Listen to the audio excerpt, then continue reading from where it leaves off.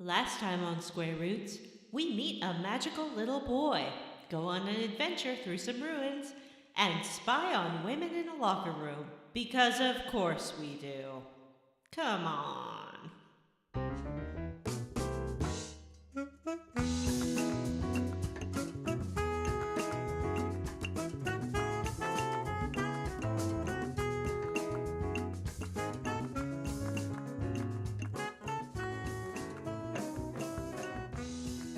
Hey everyone, and welcome to Square Roots, the classic RPG podcast. My name is Jim Banks. I am joined by John. It's weird saying John's name first.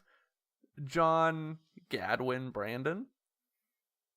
I don't feel I have his vocal cadence, but he is quite cool. And Vanessa. I'm Vanessa.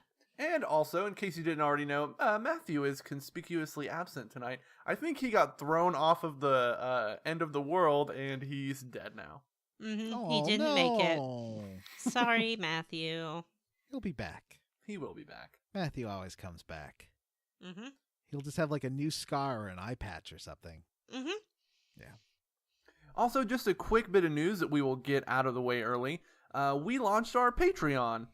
Patreon. Hey! We are Patreon official.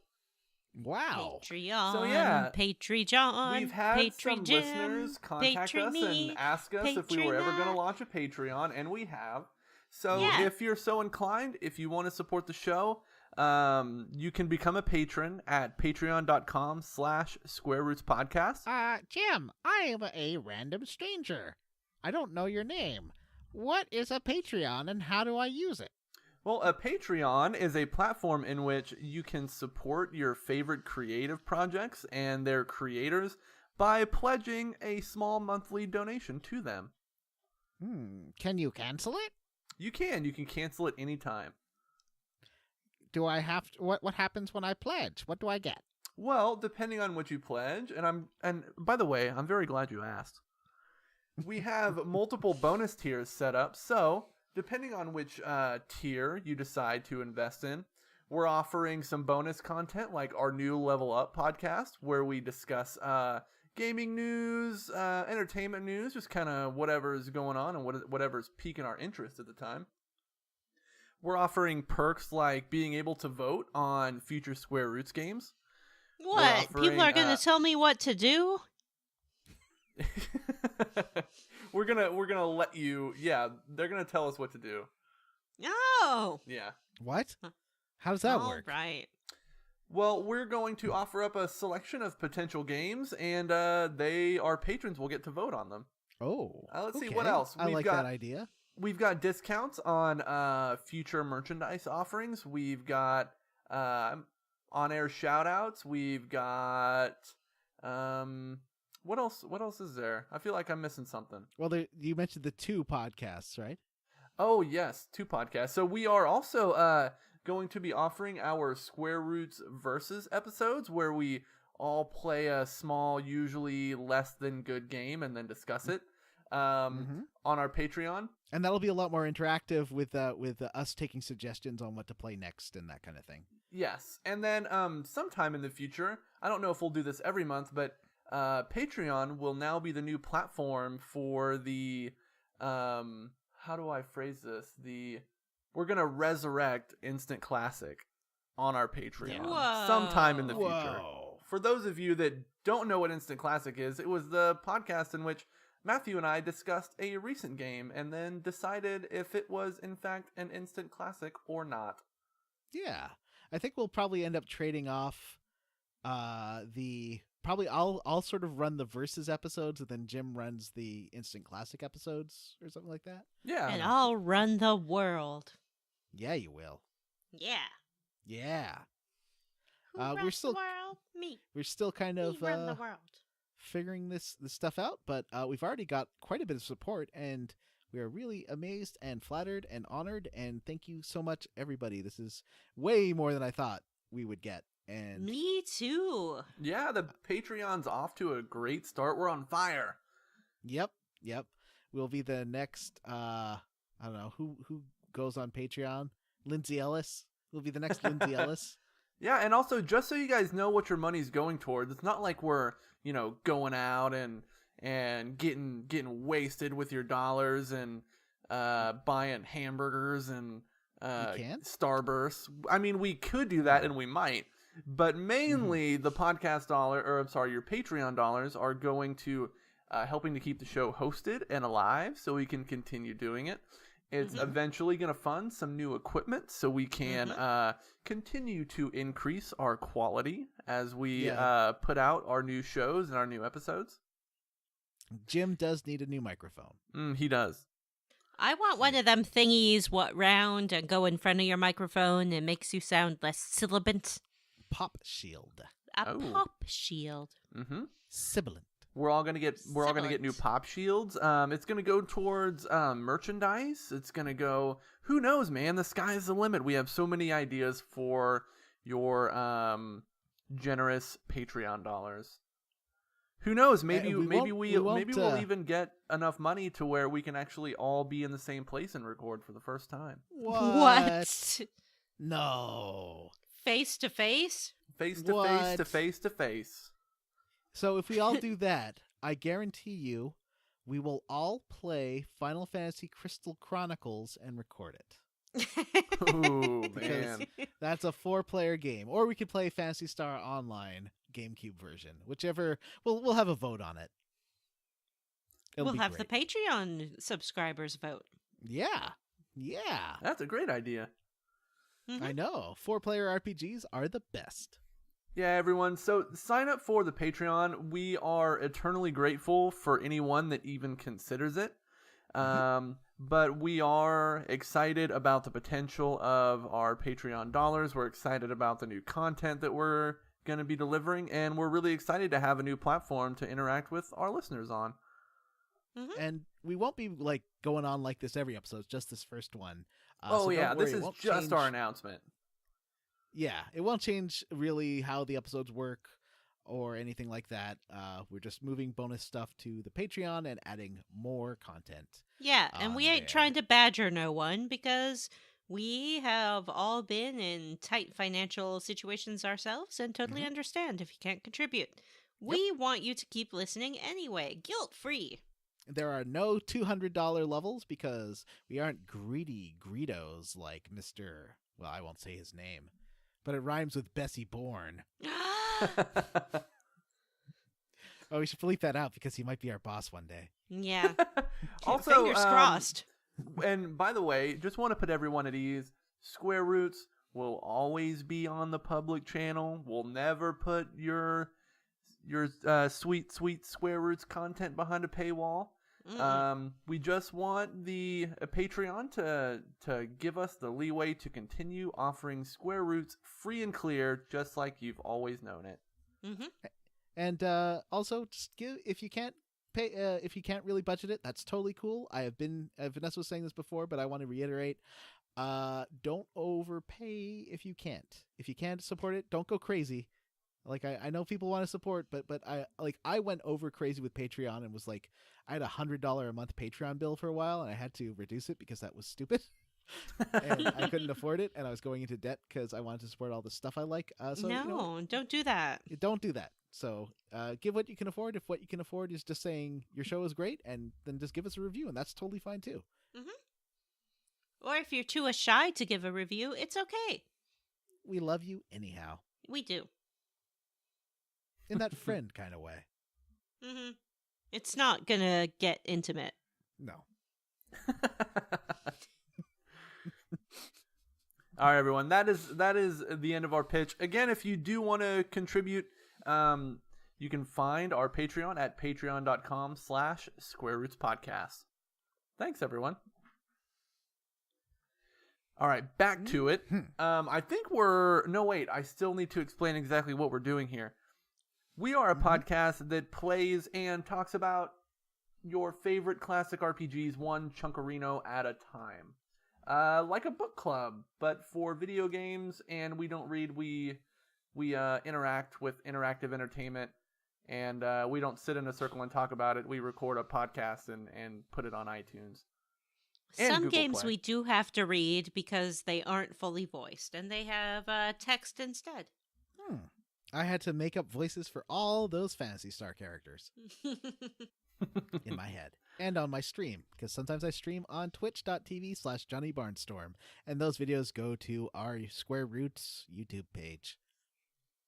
Mm-hmm. Do you have a URL for that, John? Or no. But look up Square Roots Podcast on YouTube and you'll find it. It's a scavenger hunt. So, I really want it.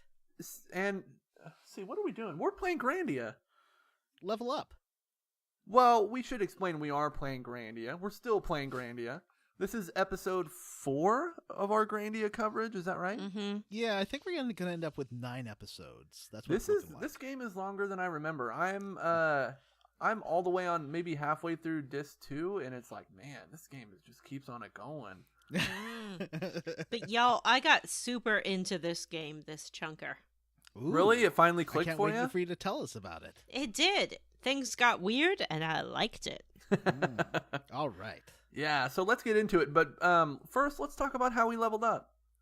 Oh, boy. We should just get this out of the way. Matthew was very adamant that we communicated his level up for the week, and it is still farts. Okay. That's good. Yeah. I read an article recently that was saying that farting is very good for your health, and that smelling farts, because of the sulfur content or something like that, might even stave off certain forms of dementia. Interesting. Then I will never be demented. I am a gassy boy. I can't help it. Man, so this might be too much information. You can cut this. But I had That's just up to Matt. I had a patty melt at the airport before I got onto the plane. Oh no! And I was sitting. It wasn't a long flight, but man, I could feel it just bubbling inside of me, and I was like, I'm not gonna be the guy who farts on the plane. I'm not gonna be the guy, and I didn't. I was able to hold it. You could go to the bathroom.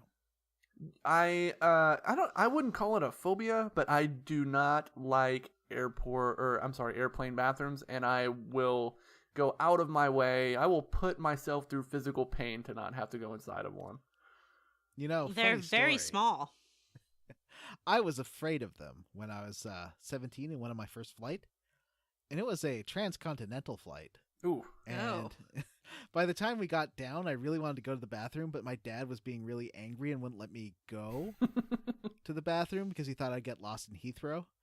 And so I had to wait another 2 hours. Oh my gosh. To drive to Northampton. I probably could have done major damage, but I was just too afraid to ask, and everyone was being jerky. And so go if you need to go to the bathroom on the airplane. It's okay. It's not that bad. I'm a person who's afraid of everything, and I can do it. So, I just have a shy bladder. So if I know that people are around and they're that close to me and they can probably hear me urinating as I'm doing it, my body will just not do it. No, not over the noise of that plane. Yeah, those are big ol' engines. It might be in my mind, but it's still, my body's like, Yeah, I understand. Yep. All right, well, what were we talking about? I think that was your level up, Jim. Oh, Yep. we were talking about Good level farts. up. That was not good. God, does that count as my level up?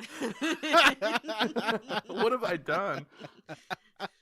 All right, Jim, give us your real quick actual level up. Okay. I was feeling like I everybody's got those comfort games that they play. Mm-hmm. Right. I started playing Arkham Knight, and I was like, you know what? This game is okay, but I don't like all the Batmobile stuff, so I'm going to go through and play all the other Arkham games again.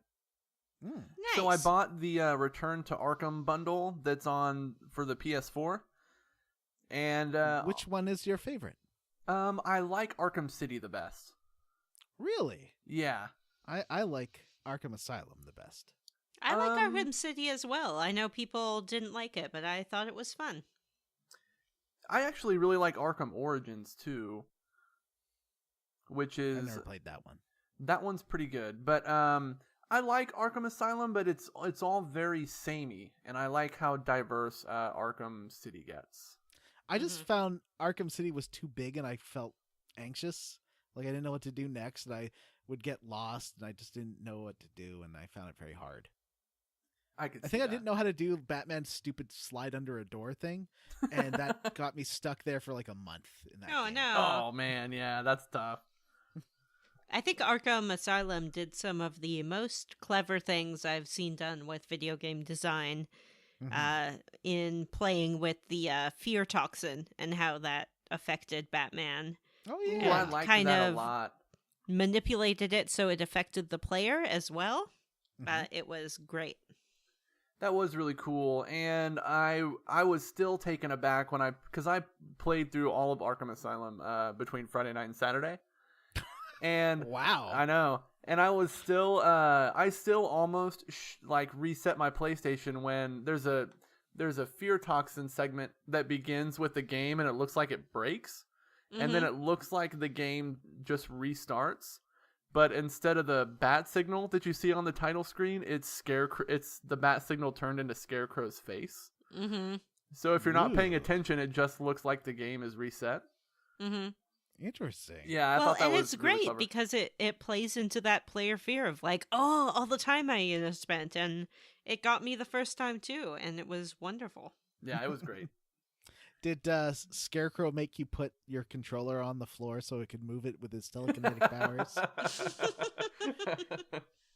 I really think if we do one of the first verses we should do for Square Roots should be Metal Gear Solid. Just for the hell of it. It's a short game. You can do it in 2 episodes. And That is it true. is so bonkers. I'm so terrible at stealth games, though. That would take me like 2 weeks to play. I like sneaking. Let's see. Vanessa, how did you level up? Yeah. From Biloxi to Boise. From Cleveland to Chicago. From Detroit to Dallas, everyone's got the same fever, and I got it too. I got Trading Spaces fever. What's Trading Spaces? What? I'm Come asking for the on. benefit of our listeners. Trading Spaces, about 10 years ago, was one of the very first shows to introduce the idea of the kind of home remodel genre of television.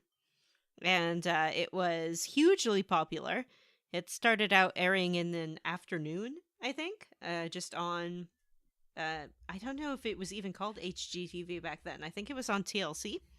It aired in the afternoons and then became more popular, moved to prime time. It was on for about 10 years, and that might not be true at all. I actually have no idea how long it was on for. It introduced Ty Pennington to the world. You know, Ty Pennington. Sure. Everyone loves him. And it is 2 neighbors who live next door or near to each other. And they swap houses for 2 days. And with a budget of $1,000, they redo a room in each other's home. And the rooms almost always looked like absolute trash. The designers were totally bonkers. Some highlights of things they did were nailing moss to an entire wall as like a What? feature wall, like moss, or wallpapering a room in feathers. And then you'd see the reveal of the rooms, and people were like, "Ew." Anyway, now it's back. And I was a little nervous that the decade might have mellowed out some of the designers. You know, home design shows are so popular now. There's really a sort of accepted aesthetic. But it did not. They are as bonkers as ever, and the rooms look like crap. It's great. Trading Spaces. Check it out. John, Nice. how did you level up? Basically, this is the best day of my life, Vanessa. I know. I found something called via Brad Millette from a group I'm in on Facebook. He posted something called the Sierra Death Message generator, and you can create custom death messages that you got from Sierra games when you died, and like Roberta Williams would comment on what you did, or Jim Walls would comment on what you did. and they have one from like Manhunter New York and the Space Quest games, and they also added stuff like you can make a custom Pokemon fight screen or a custom Street Fighter 2 end battle message, and it's basically the greatest thing that has ever come into my life. Tell me some of the messages you have created. Okay, well, first I just was trolling Vanessa with them. Mm-hmm. So I had Roberta Williams saying, "I thought you'd do better, Vanessa." I expected more from you, Vanessa. Oh, Roberta, I'm sorry. And then Roberta Williams saying, "Look, all you had to do was get Rosella up one stone path, and you failed, and she's dead. She's gone forever, Vanessa. Look what you did." Oh, Rosella's my favorite of the offspring of King Graham. I also had a message where Roberta Williams was saying, "I'll never tell you where this bridle is. This secret goes to my grave," because there's a bridle in King's Quest IV that you have to pick up, and there are no clues about its location in King's Quest IV. It's behind a boat on a desert island that a dolphin takes you to when you escape from a whale. And so it's like there's no message telling you that it's there. I think I read somewhere that there's supposed to be a message when you looked around the island to say it was there, and they like neglected to have the proper message pop up. So you just have to know to look at the ground on this boat or behind this boat, and you can't see it on screen. Like, it is the worst puzzle. Anyway, so I thought that was funny. But then when you switch to a different game, it maintains the text of what you wrote. So then, like, I switched it to the policeman from Police Quest, and him saying that was even funnier to me for some reason. Anyway, go on the Square Roots podcast group for cool, smart, very attractive people, and you will see the results. And also, you can try to make your own. There's a lot of fun stuff there. And that was my level up. All right, what are we doing? Are we done leveling up? I think so. Yeah. Okay. So now it's time for the quest log. Quest log, not the quest frog. You guys ready to talk about? Frog. You guys ready to talk about some Grandia, some end of the world? I sure am. I was into this. I am very glad the game has clicked for you. Mm-hmm. Because I love this game. That's great. It starts with an earthquake, birds and snakes and airplanes. Lenny Bruce is not afraid. Actually, that is where we're starting, because a hurricane. Listen to yourself, last episode we ended at our arrival at the end of the world. So that's where we're going to pick up this episode. There was a fire in 7 games, and the government for hire is a combat site. Left her wasn't coming in. You sound just like Michael Stipe. Thanks. We didn't start the fire. It's always burning since the world was turning. Those songs are the same, right? Mm-hmm. Yeah. Okay. Any list song is the same, really. Yep. So we're at the end of the world. T-by-T report is battle triple Oh, chapter. Jesus, come on. All right. End of the world. Yeah. Which is not the end of the world. It's just a wall. A big, beautiful wall. Paid for by Mexico. I had a little countdown in my head. How long is it going to take for somebody to make a Donald Trump joke? Vanessa knocked it out of the park in the first couple of minutes. What was the name of the ancient civilization that created this? The Icarians. We're going to create a wall, and the Icarians are going to pay for it. It's going to be the biggest wall. Idea of there being it's going to be 9 screens tall. It's going to be a lot of traps. We know the humans, they're not sending over their best people. They're sending over the drug dealers and the rapists. A lot of bad hombres coming. There are caravans of people coming through. Yeah, but you know what? When you build a wall to keep people out, you're actually building a wall to keep yourself in. And that's kind of what the last village was telling us. Like, they had their own walls. They had their cultural walls that they decided to take down. Mm-hmm. They pulled a Wakanda and opened up their borders to the outside world. Yeah.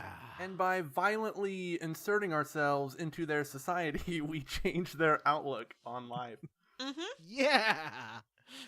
We did it. Freeze frame of all of us with our fists in the air, like jumping. Yeah. So this wall's really tall. Yeah, I mean, to put it in perspective, most dungeons in this game are about 3 screens worth, like 3 areas, mini areas, comprise one dungeon. This one has 9. Now, not that there are a lot of battles, it's mostly like an RPG's version of platforming, which is just stepping onto moving platforms.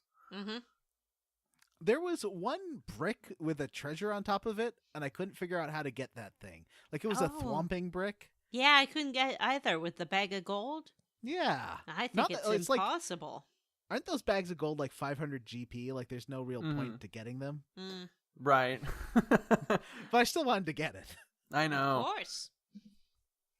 Also, this begins the stretch of Grandia where I did not find a lot of good treasure from like this dungeon all the way until Dis 2. Like, you stop finding at least I did anyway. Maybe I just didn't find anything, but I completely stopped finding like weapons and stuff out in the field.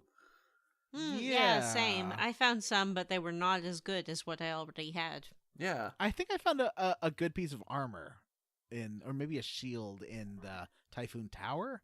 Oh, That's yeah. about it. You do get a lot more item drops from enemies after you clear the wall, though.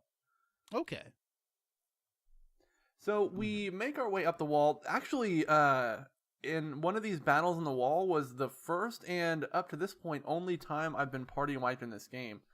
Oh, wow. You come upon like a circle of those like rock bird things, like the boss that you fought in the Salt Ruins. There's like 4 of them.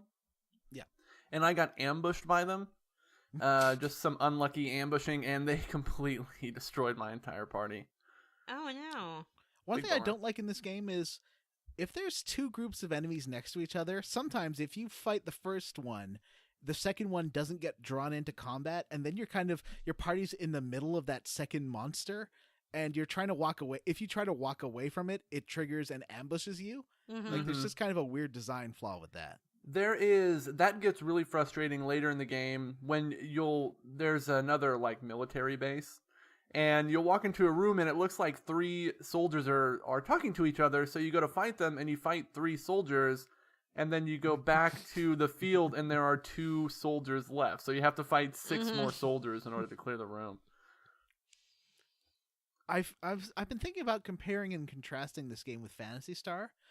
There's a lot more long sections of exploring where you don't get fight after fight after fight like Phantasy Star, but there are some points, especially when you first get into a dungeon, that it's like every 2 seconds on the map or less you get into another fight, and I hate that. Oh yeah.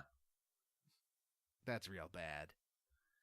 Because the fights have a loading time to get them started, and then each action takes like 10 to 20 seconds, and then like the loading screen at the end, when you get your congratulations and your experience, that thing takes a minute for some reason. Yeah, that takes a while. Oh, like just waiting for that to end, I'm just mashing on the button, and it's not working. Doesn't do anything. So we make it to the top of the wall, and for some reason, the Icarians thought it would be a good idea to build robots, helicopter robots that pick things up off the top of the wall and then chuck them off. Before you get there, though, there is a scene where they're going up the wall. They camp a couple of times, and first it's fine, but the third time, Justin's like freaking out that the wall's too long, and he's getting tired, and he's worried that they won't make it. And they all like have to motivate Justin to not be so sad. Yeah, he starts to get demoralized a little because it does go on for a long time. But the next day they wake up and they can like see the sun come up over the wall for the first time. And you do get a sort of beautiful little animation of them when they finally get to the top of the wall looking at the view, and it's lovely and lush and green, and they're very excited. I think 3 out of 3 hosts of Square Roots on this episode agree this game looks really pretty sometimes. Sometimes it does. But yeah, you get to the top, and then A little helicopter comes and kills Sue. Yay! Finally. Finally, it happened to me right in front of my face. They killed little Sue.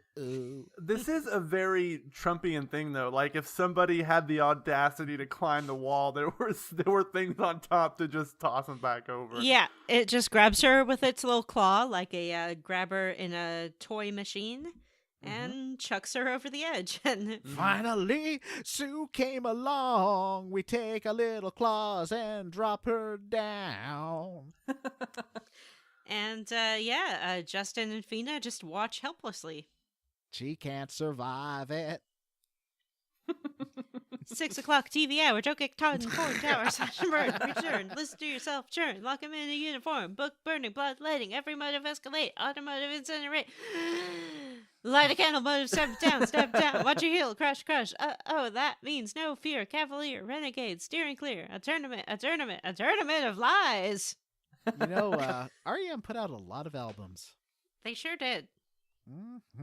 Anyway, so Justin and Feena are pretty upset, but they don't have much time to be upset because then they get dumped themselves. Mm-hmm. Yep.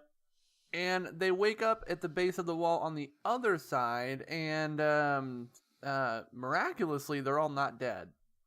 Yay!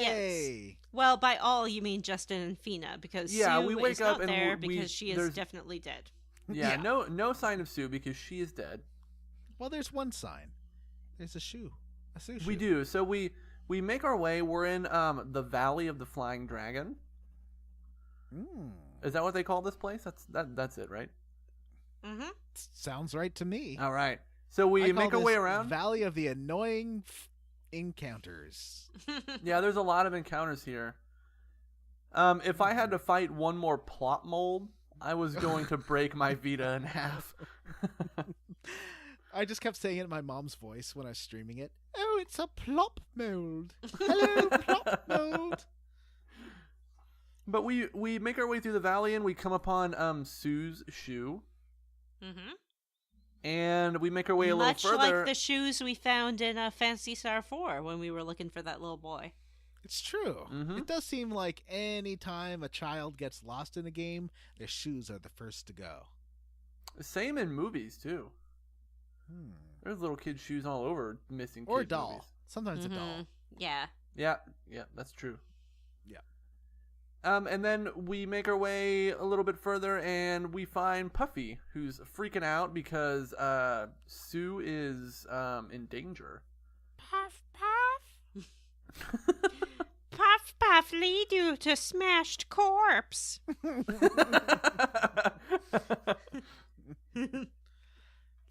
Sue unrecognizable after fall. Oh, no. Oh, no. That would be... Oh, man, if Sue got, like, mangled by the fall and you had to... Oh, man. She became like a Tiny Tim. Yeah. In Annihilation a bit, where they find a body. You know the one I'm talking about. Too. Yes, yeah. Oh. Someday I do want to play a really cute styled RPG where at one point it just cuts to like a hand-drawn like just image of horrible death and then they continue on their way.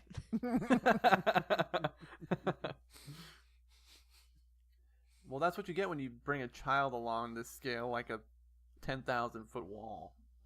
Well, Justin tried to leave her behind, but it didn't work. Yeah. So we follow Puffy, and we Justin spots a big, like, boiling cauldron, and assumes that Sue has been cooked and eaten. Yeah, I mean, she definitely has. Puffy led you to the cauldron. There's the fragrant scent of Sue wafting from it. And she is now a soup. Oh, a hey. soup. Oh, Soup. I get it. Soup.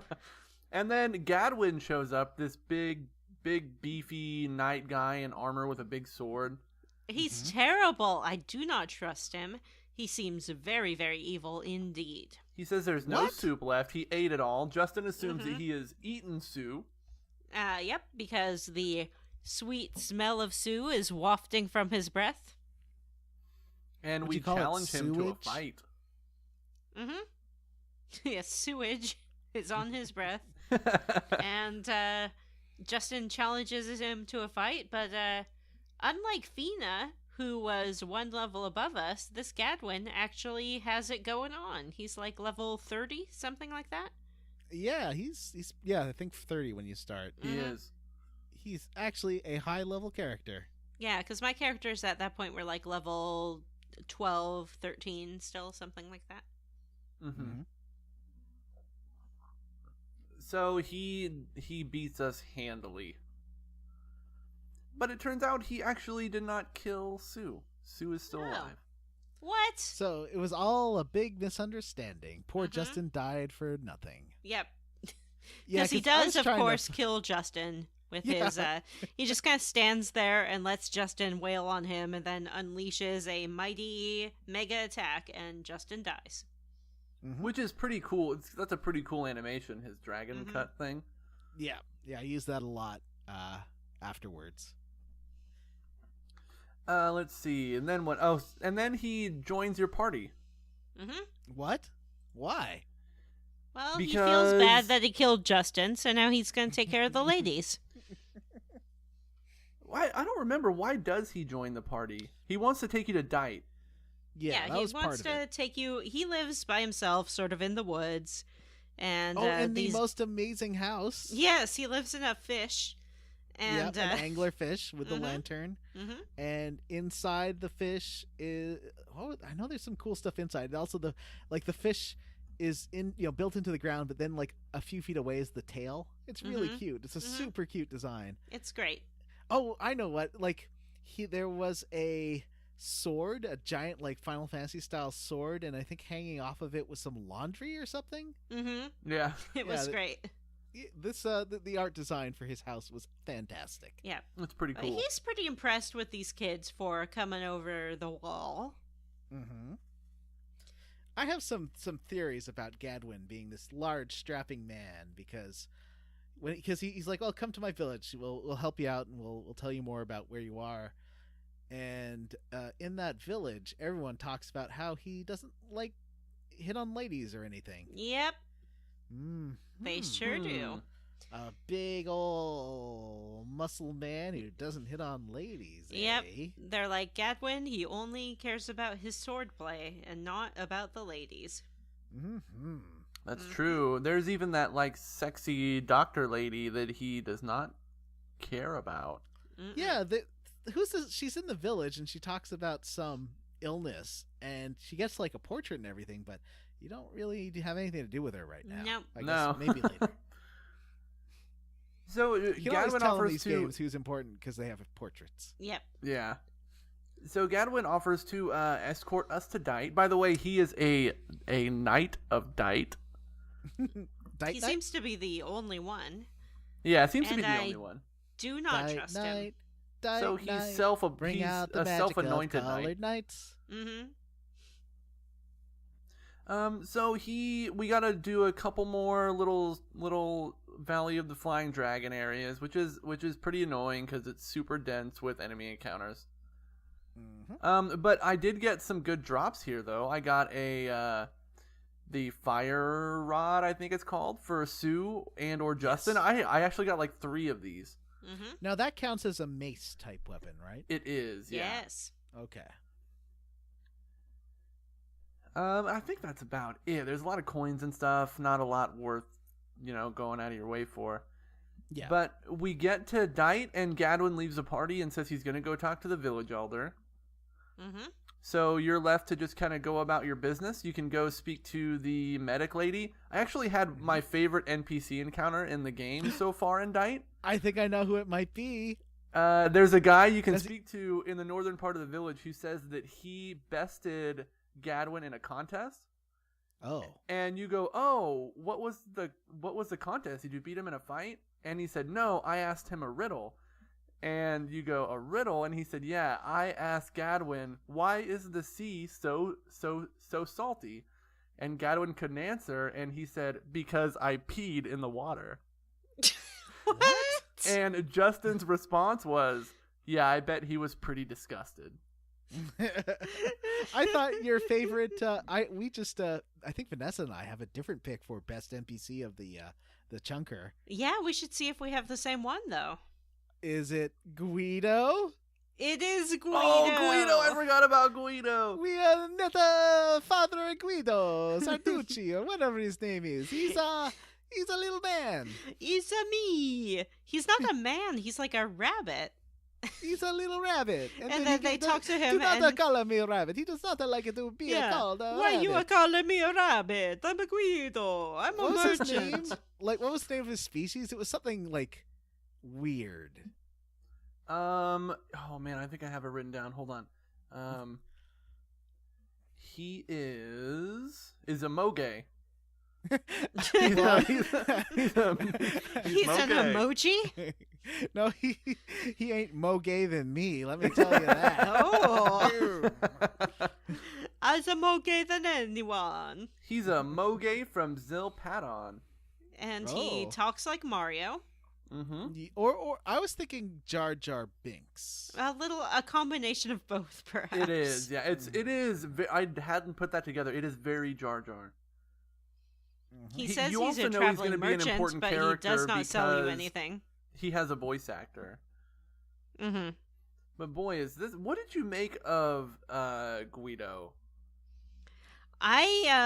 For whatever reason, I was very suspicious of everyone during this stretch. I was suspicious of the large man, and I was suspicious of this Italian rabbit.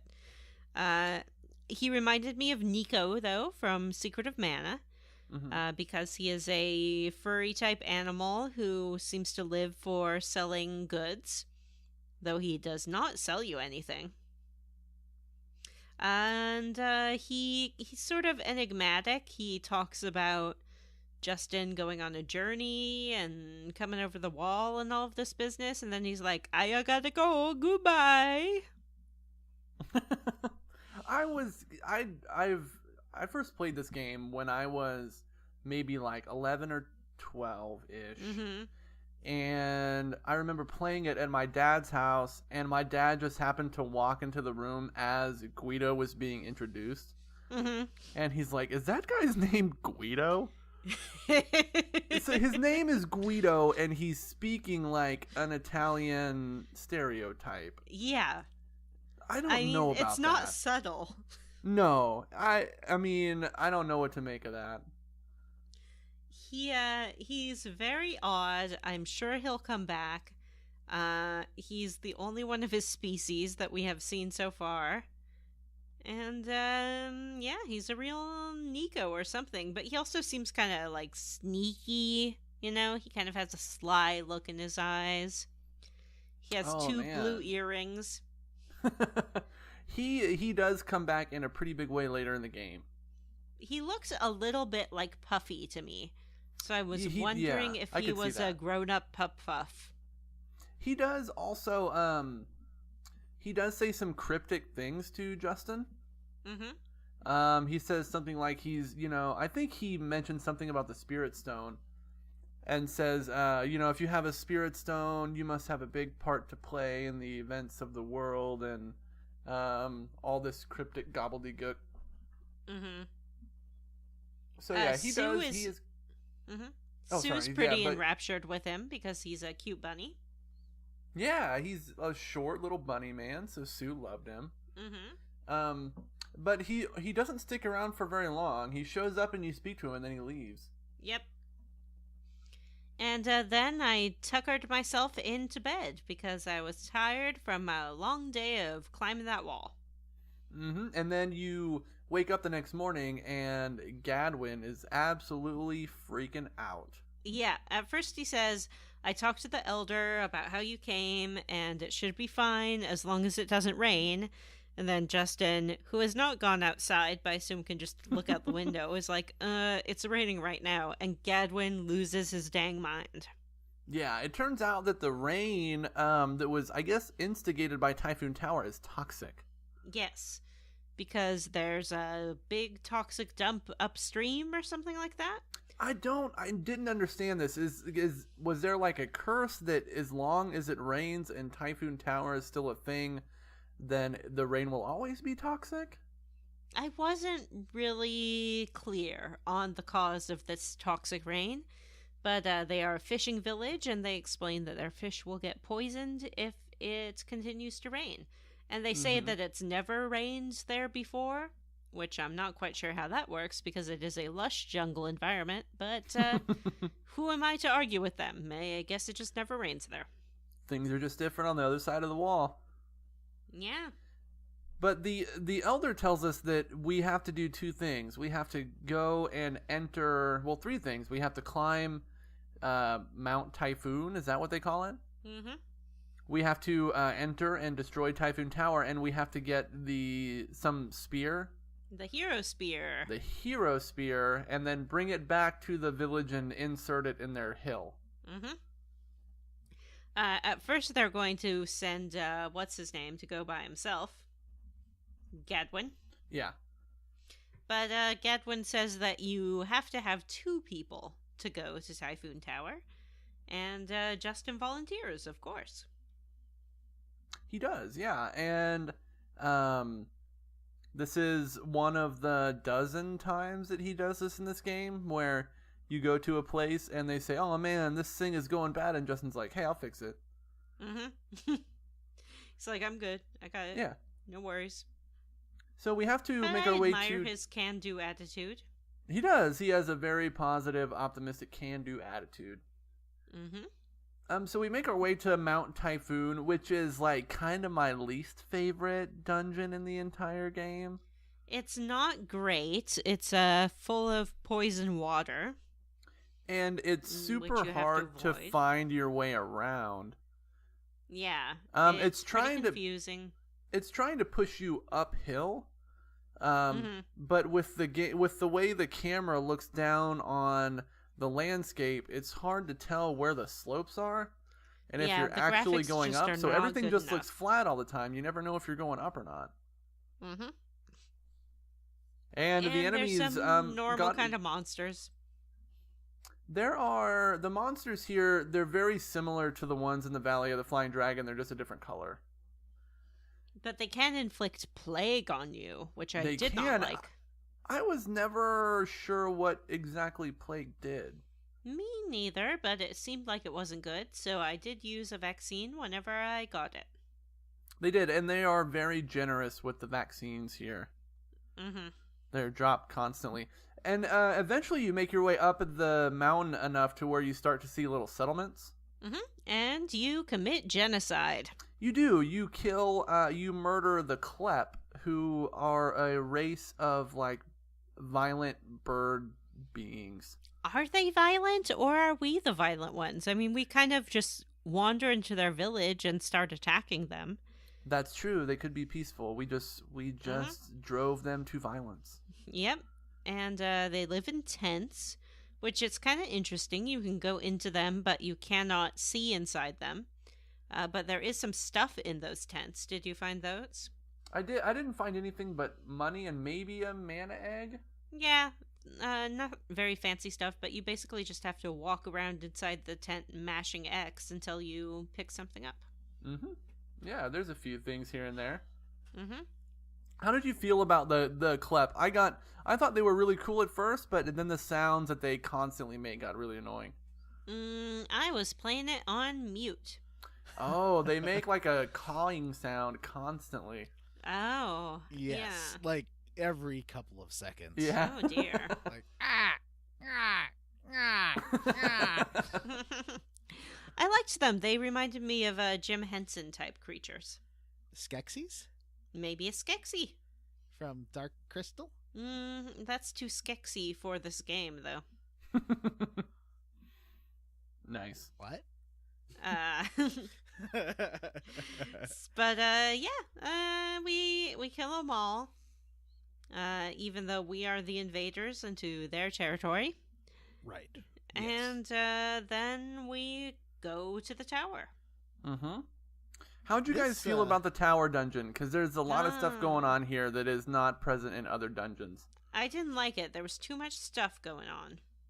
I really hated the areas around the tower dungeon with the rain and the stuff that kills you. Oh, it doesn't actually kill you; it just brings you down to 1 hit point. Mhm. Yeah. And just the annoying traversal. Wait, stuff. is that We what actually- plague does? No, but if you are actually, I don't know what plague does. I just cured it every time I got Nobody it. But, does. if you step into the green water, it just brings your HP slowly down to 0. And I got like stuck in a lake at one point, and I was trying to figure out how to get out. Oh no! This says okay. So this says, a character inflicted with plague will suffer random status ailments and debuffs until the condition is removed. Oh, interesting. Oh, okay. At any rate, yeah. Once I got into the tower, I thought this was pretty fun. Although I didn't know how I solved a couple of the puzzles. Yeah, it was a pretty tricky little tower. Mm-hmm. There are buttons you have to step on. Like Final Fantasy games rarely have puzzles in their towers or dungeons, and Phantasy Star definitely did not. So it was nice to play one that really did, that made you think a little bit. There was so one of the things you have to do in this dungeon is flip a switch in order to rotate a pathway. And when you do that, when you step on the switch, the pathway that rotates is on the other side of the dungeon. So the game thinks it's doing you a favor by panning the camera all the way across the dungeon. And I was like, do you expect me to be able to find my way back to where that walkway is without going in like every wrong direction first? Because I'm not going to do that. At least that walkway was a different color. That was the only That good thing yeah, about that's a good point. But this dungeon gets confusing because there are ropes you can climb to go to the other level. There's stairs that go up in different directions. There's slides. Yep. Are there slides? You can only go one way on that green weird. It looks like a mini putt kind of golf grass. It does. Yeah, it looks like Those turf. slopes. Yeah. But yeah, it's man, there's a lot going on here, and there are like pads that you can step on that will alert the klep, I guess, and they'll charge at you. Right. Yeah. And there are kleps up on platforms that won't attack you until like you disturb a barrel or something like that, and then they'll jump off and try to kill you. Even though, like, they could see you if they just look down from their little perch, but I guess they just don't. There's one area where it looks like. So there's a bunch. It's if you once you first get in the first screen when you get into the dungeon, if you go left, there's a room and there's a bunch of enemies on one of these little rocky outcropping things or like platforms, and there's looks like a button, but it's under a crystal next to them. And I could never make that platform go down. And there's a couple of things that I never figured out in that area. You know what I'm talking about? Yes, I do. I just kind of gave up after a while, although I did make a point to try to go into every room and kill every enemy, and I'm pretty sure I cleared out this entire dungeon. Nice. Oh, nice. Yeah, me too. I It left took some a of them while. up on their boxes, but anyone who was wandering around on the ground, I killed him. So I was having my suspicions at this point that something was up with Gadwin. Either Gadwin is evil, which he doesn't seem to be, I think he's or evil. Gadwin was going to get killed real soon. That was my guess, and you would have to be like the new Gadwin or something. That was my like primary theory. 'Cause Yeah, he was I far had the too same two strong, ideas. 'cause he's like way stronger than all the other enemies. It makes combat super easy. I totally agree with you. He is either evil or not long for this world. Also, Right. did you guys read any of the did you guys read like the hint at the save point after you get Gadwin in your party? No. The one about how you're more likely to be attacked if you have 4 people because of Yes. the trailing party members. Oh, wait. Yes, I yeah. did read that. Yeah, so that is interesting. So we do have 4 people in the party now, which it actually makes your party kind of unstoppable. Yeah. It makes the game really easy. And I mean, I guess you could be more prone to getting ambushed, but the way I play the game is if an enemy notices me, I just kind of let them come to me, because Right. most enemies are fast enough you're not going to be able to get around them. Yeah. So as And long as you do if that, you there's move- really if no... you move too much, they might hit your side or something, and you don't want Yeah, that. maybe. But yeah, it's having 4 people in your party, like you're not... And this game's easy enough. Like you're set. And also, one of these people doesn't take damage because he's level 30. Oh yeah, that's true. Yeah, he never takes more than a couple hit points of damage. Like doesn't matter what happens. Yeah. Mm-hmm. Yeah, so we find the pathway eventually, and we make our way up the stairs. We come upon the Klep King. Justin totally negs him. He does. He's like, "That's the king. He looks so weak." Mhm. And then right as he says that, the boss transforms into a four-headed snake monster. Yeah. And was Justin's also like, pretty weak. "Ooh, I take it back." Which is also a really easy boss. Yeah. One of its heads is named Nice Head. Yeah. There's- Oh, yeah. Thank you for bringing that up because there is nice head, bad head, Hothead. mad head, good Mean head. I was Head. like, Yeah. I don't know. I think they're sneaking in some naughty jokes here. Mm-hmm.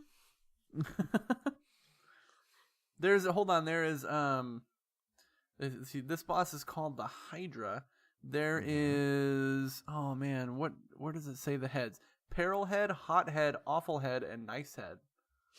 Mm-hmm. Mm-hmm. I think that's a sex joke.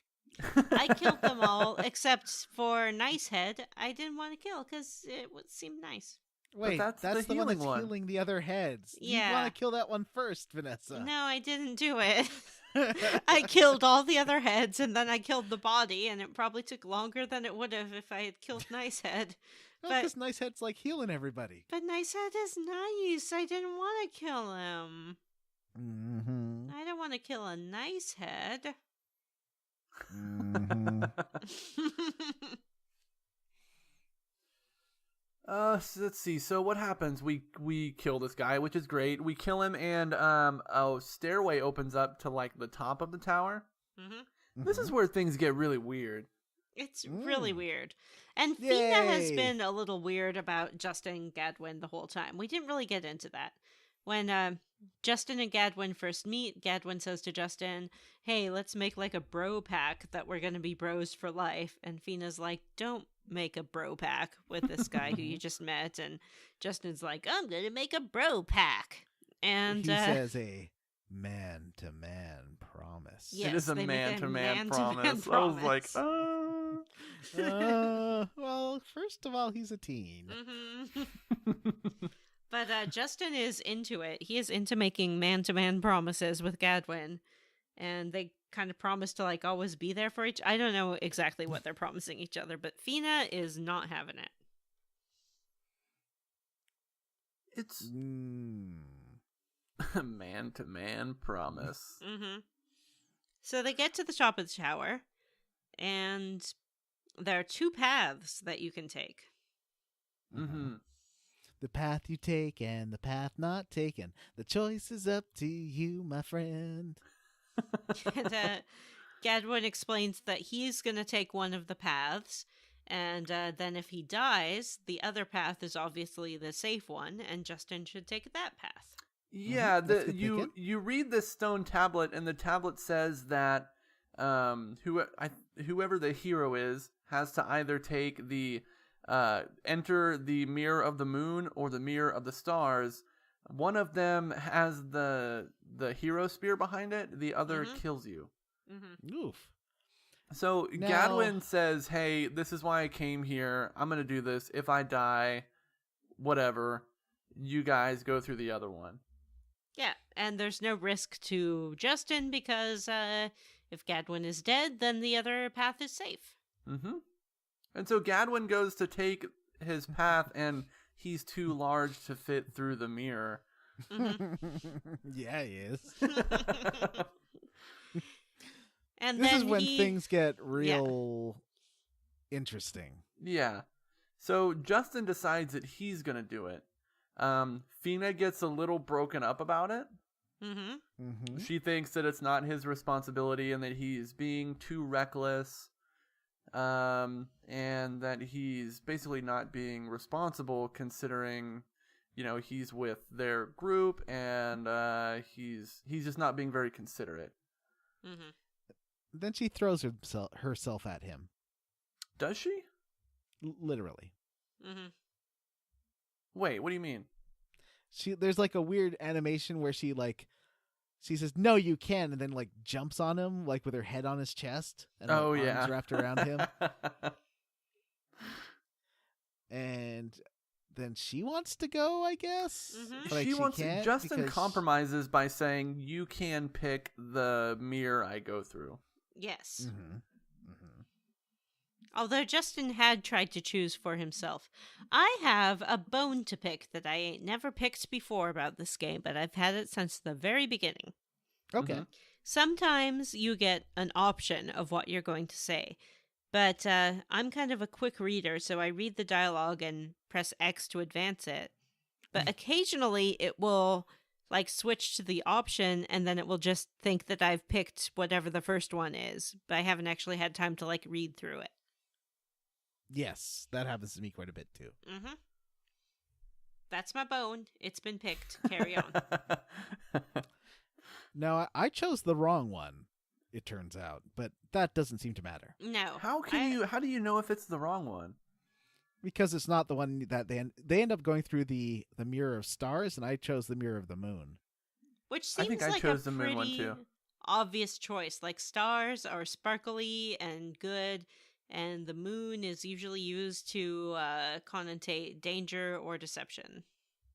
I like moons. I like Pretty. moons too, but I'm just talking about like traditional tarot type symbolism here.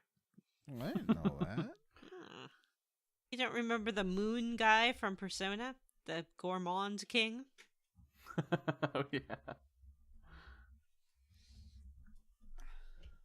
Well, let's see. So Justin decides he's gonna go through the mirror, and he does. Mm-hmm. And Porky. I guess, like in my case, I mean, this is probably the same either way, but Justin goes in and gets the spear, and I guess he's about to be killed. Is that was that what's gonna happen? The temple starts falling down around him. But he's in Why is that? he's in like a weird mirror world. Yeah, he's like in a Final Fantasy IX Negaverse where you're walking around in the stars kind of area. Yeah. And so, but Where he is has he? the spear, and elsewhere where Gadwin and Feena and Sue are, the tower begins to crumble. Mm-hmm. Is he in like an Ictharian world? Like, what's going on? Oh, Icarian? He could be. Yeah. They never say if this is an Icarian place or not. It They don't seems like a explain any bad of this, place, really. right? Because that's the tower that's causing the plague rains. Yeah, and it's killing all bad. the people. So who built it? Where did you go? Where's the spear? How did they know the spear was here? I'm real confused. Yeah, they don't explain any of this well. Do you think that you'll get like I a really big liked dump it of here text when... explaining it? What's that? Do you think you'll get a big dump of text explaining what happened and why this happened and who built the spear and the temple and everything? Nope, they don't explain any of it. No. Oh. Darn it. I know.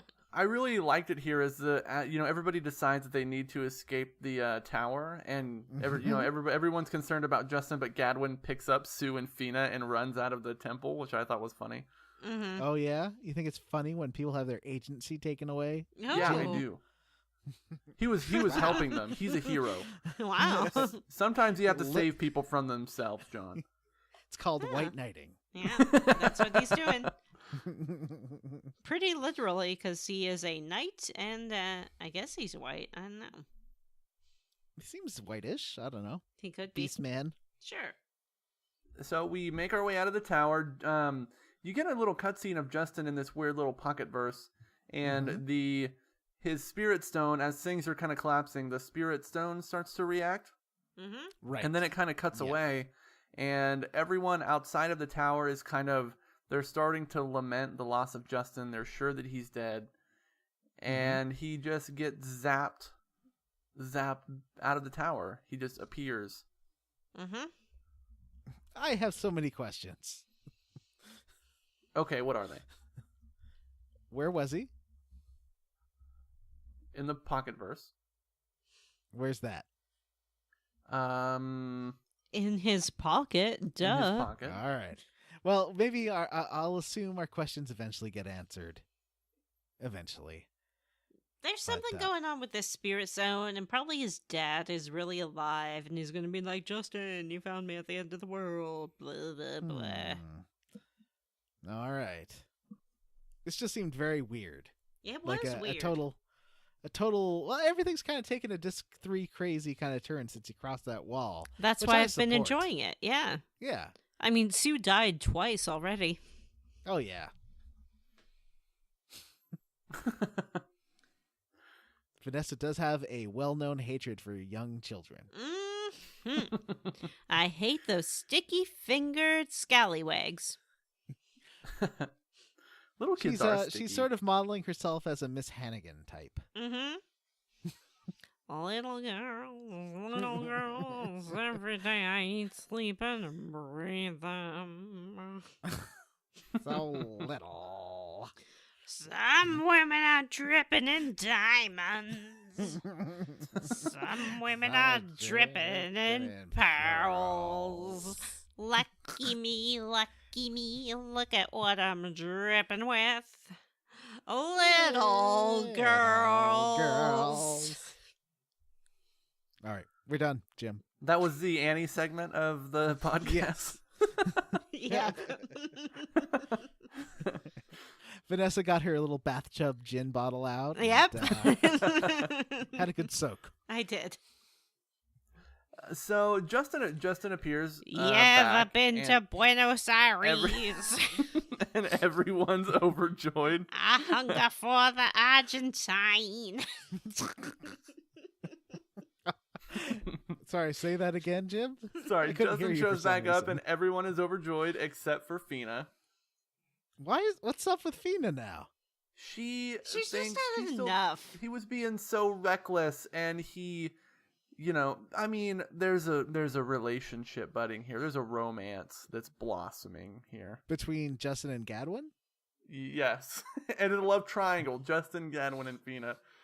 Feena's jealous of the man-to-man promise. Mm-hmm. She knows what that means.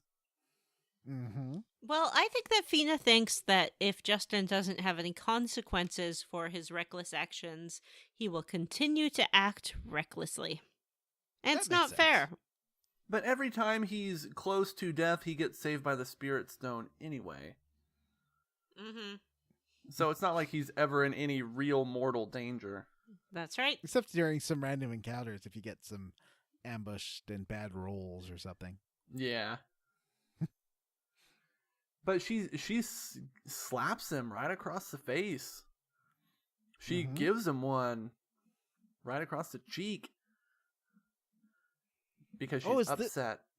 Or is this where doesn't she embrace him next? Is that where I was mixing up where the animation takes place? Maybe because she gives him a nice slap and then like falls into him. Okay, yeah, that's what I was thinking of. So it happens here and not before. Yeah. Sorry about that. And she cries and says, "Oh, we thought you were gone and you're being too reckless and what's wrong with you and we depend on you and yeah, it's a thing." Mm-hmm. But either way, I mean, Justin, we got the spear. This is, I also have a bone to pick in this game that I might have already said it, but I'm going to say it again. Dungeon backtracking is not a thing that you should put in your game. Just, if I've done the thing in the dungeon, just take me out of the dungeon. I don't need to go back through it again. Normally, I will do every enemy encounter, but on the way back, I was dodging enemies left and right because I was like, screw this, I want to save my game. Yeah, me too. Yeah, just take me back to the dungeon. There's no reason for me to do this again. But you have to go all the way back through, and you make your way back to the village, and Justin puts the spear in the hill, and you get a hero's armband. Ooh. From the village chief, and you save the day. Well, I think you get the hero's armband from Gadwin, and then Justin, at least in my game, was like, I can't really accept this hero's armband because Feena was the one who chose the right path, so I think the armband should go to Feena. Oh, that's right, he does give it to Feena. Yeah, and she gets it. And then she seems pretty satisfied with that. Okay, so he's made it up to her. Yeah, I did talk to her right before I put the spear in, and Justin was like, "Are you mad at me?" And she's like, "No, why would I be mad at you? You've earned this. Go put the spear in there." But she was mad at him. Okay. Okay. All right, that's it. End episode. Mm-hmm. Should we set up the next one a little bit, or we should just stop there? Well, where are we playing to next I haven't time? played any further. So, Oh, okay. I'm not gonna spoil it for you guys. I've been probably because I've spent so much time on airplanes in the past week. I'm almost done with the game because I've been spending all of my flight time playing Grandia. Oh, wow. Nice. So yeah, I'm almost done with the game. So there's a lot more cool stuff in store. I promise. Oh. And where will we play to next time? There may or may not be some 9/11 references next episode. We'll see. I have What? seen those. Okay. It's So where do we play to next time? Next time, let's play. End of disc 1, I think, right? Yes. Next episode, we're gonna play to the end of disc 1, which ends, I believe, right after the Sea of Mermaids. That sounds fun. Mm-hmm. It is fun. I'm a merman, Dad. Merman. But yeah, that's what we're gonna do for next episode. Before we end, though, let's talk about what we are squarely against. Ooh. I've already against. picked this bone, but the dungeon backtracking stuff is lame. It's kind of the worst part. It's really kind of demoralizing because when you get through a dungeon, you just know you're gonna have to do at least half of it over again, which sucks. So that's what I'm squarely against. What about you, Vanessa? I'm squarely against this Gadwin guy. I still don't trust him. He didn't You're just turn jealous evil. of the man-to-man promise. Oh, I might be. But I don't like him, and I'm with Feena on this one. I am cynical. Something's going on. I'm going to get to the bottom of it.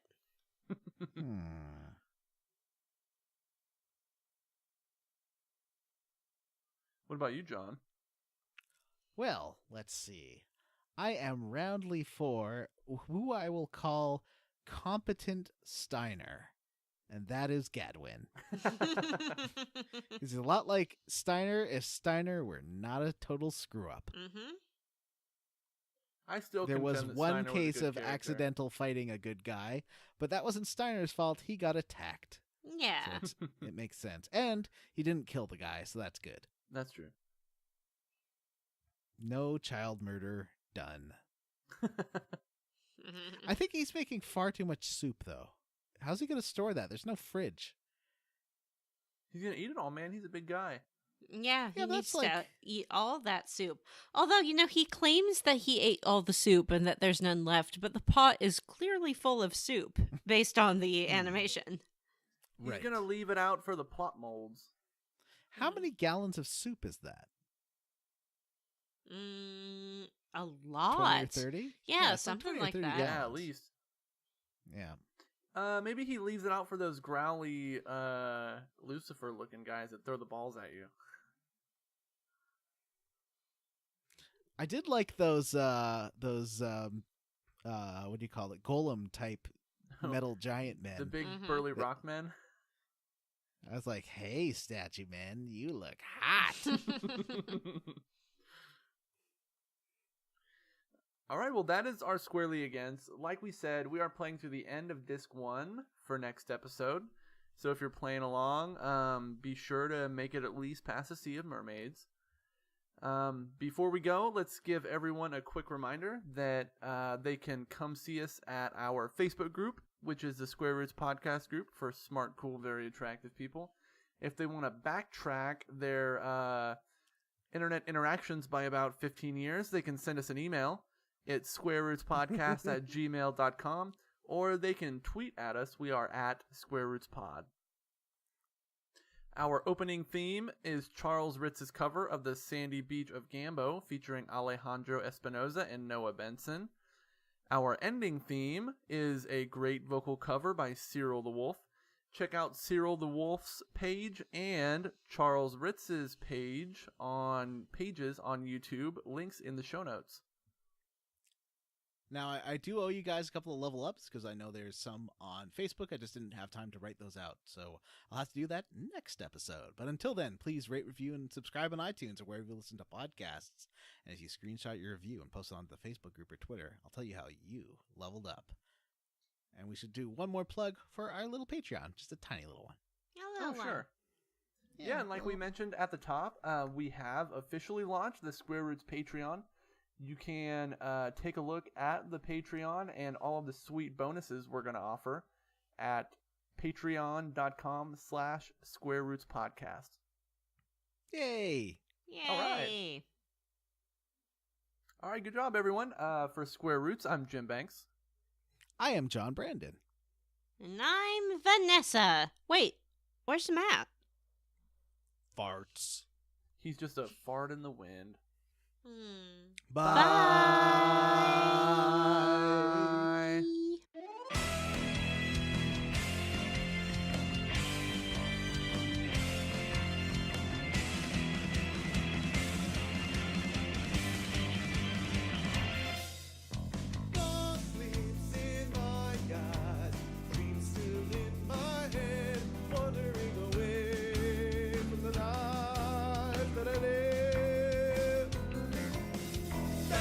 Never stop the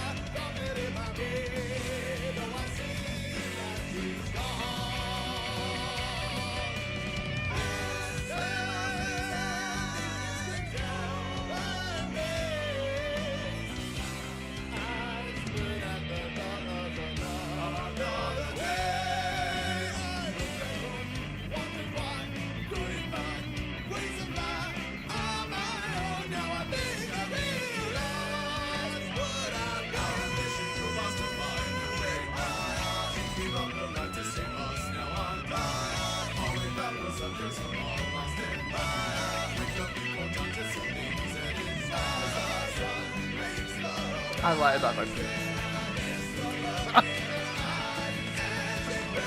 Oh shit, you were here the whole time.